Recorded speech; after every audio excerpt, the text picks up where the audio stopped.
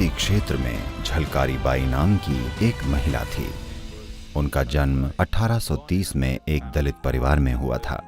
उन दिनों उन्हें स्कूल जाने की अनुमति नहीं थी। इसके बजाय उनके पिता ने उन्हें घुड़सवारी और हथियार चलाने का प्रशिक्षण दिया।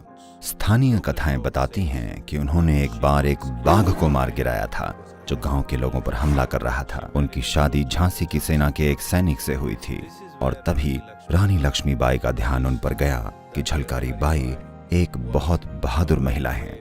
जब रानी लक्ष्मीबाई को उनकी बहादुरी और कुशलताओं के बारे में पता चला, उन्होंने झलकारी बाई को युद्ध कला का और भी अच्छा प्रशिक्षण दिलवाया।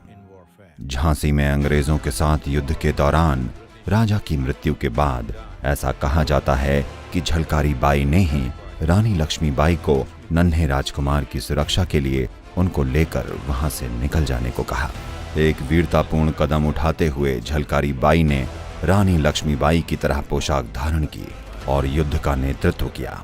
तब तक रानी नवजात राजकुमार को लेकर वहां से निकल गईं। लोग कहते हैं कि वो एक शेरनी की तरह लड़ी। कई अंग्रेज सिपाहियों को मारते हुए आखिर में लड़ते लड़ते खुद भी वीरगति को प्राप्त हुई। बुंदेलखंड में बहुत से दलित समाज आज भी उन्हें एक देवी की तरह मानते हैं और हर साल झलकारी बाई जयंती मनाते हैं।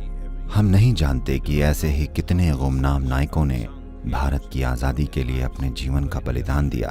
अब जब हम भारत की स्वतंत्रता की 75वीं वर्षगांठ मना रहे हैं तो ये मेरी कोशिश है कि जितना संभव हो सके उतना ऐसे भूले बिसरे शहीदों की कहानियां सामने लाऊं। झलकारी बाई कोई रानी नहीं थी, न ही राज परिवार में पैदा हुई।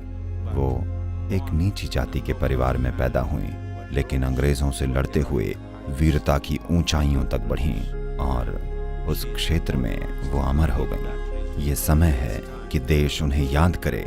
यही वो समय है कि देश युद्ध में उनके वीरतापूर्ण कार्य, उनके साहस और उनकी कुशलताओं का जश्न मनाए। उनके इस परम बलिदान की वजह से ही रानी लक्ष्मीबाई जीवित रहीं और आगे की लड़ाई लड़ सकें। हम भारत की इस महान महिला को नमन करते हैं। नमस्कार।